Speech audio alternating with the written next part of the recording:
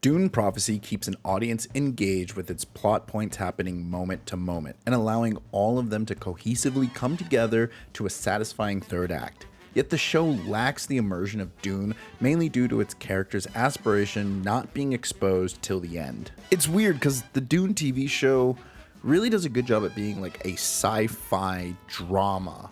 It doesn't go as far as Game of Thrones, and I want to compare it to Game of Thrones because it has kind of like that same political and personal intrigue that's going on where different people want different points of power and kind of have different desires that conflict with inside of them.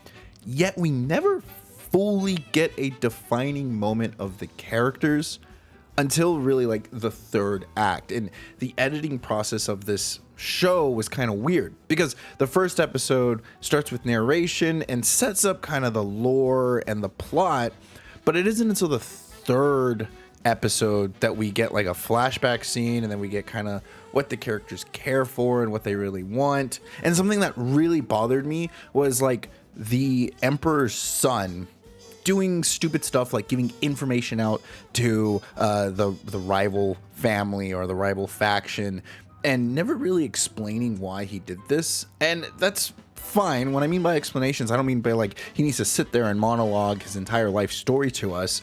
More or less just kind of like show us what it means to him to fuck up, basically.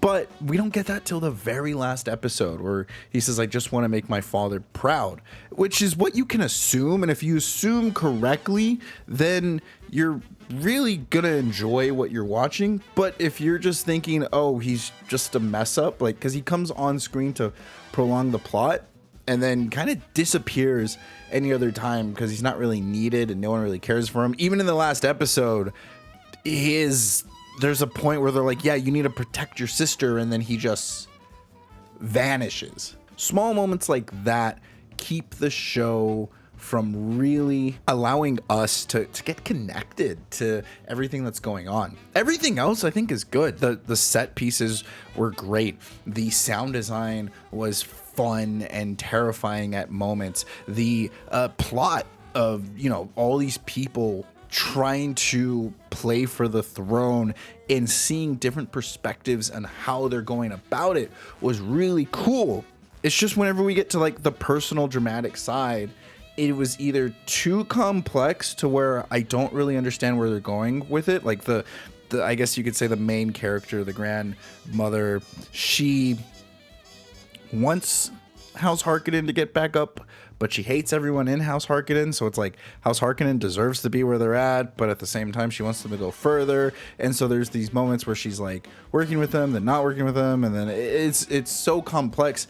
I think like having it simple when you go back to just like Paul in the Dune movies or even in the book just wants revenge for his family, for his house. It's a story of revenge and what he's willing to sacrifice, so much so that he does not become his father, he becomes his grandfather, as mentioned in the books. But in the movies, they kind of show that he gives up his love for Johnny. Simplistic, easy to explain, whereas I think Dune Prophecy takes their complex issues and tries to make them more dynamic than you could really need them to be. There's also the weird thing where they kept on calling like the thinking machines, the machine wars, where I believe in the books there was a lot of just like Arabic influence, and it wasn't named that. It had like a different name to it. So that transition to get it to a more general audience makes it to where the show loses its own niche and kind of its own uniqueness that made it special in the first place. But weirdly enough, I know I'm trashing on this a lot, but weirdly enough, like I was getting into the show the further it went on. Like towards the third act, things like intrigued me.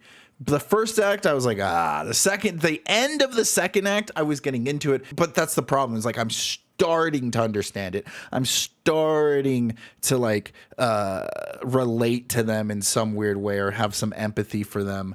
But then it just immediately like ends. And you're like, didn't leave me excited for the second season, if there's going to be a second season, which is why I would have to give Dune Prophecy a 6 out of 10.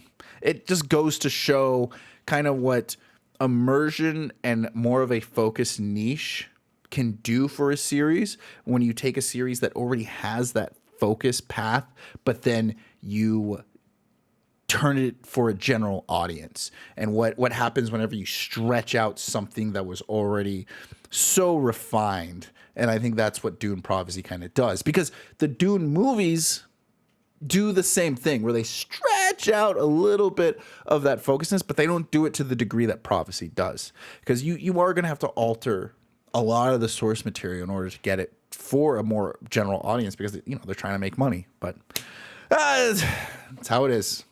Let's hope, let's see what happens in the second season again if they get one. Until next time, guys, play nice. Hey, I'm Mario. I like playing video games, watching movies, and Dungeons and Dragons. If you keep getting me in your suggested videos, or you're watching this video right here, consider subscribing. It goes a long way. Thank you.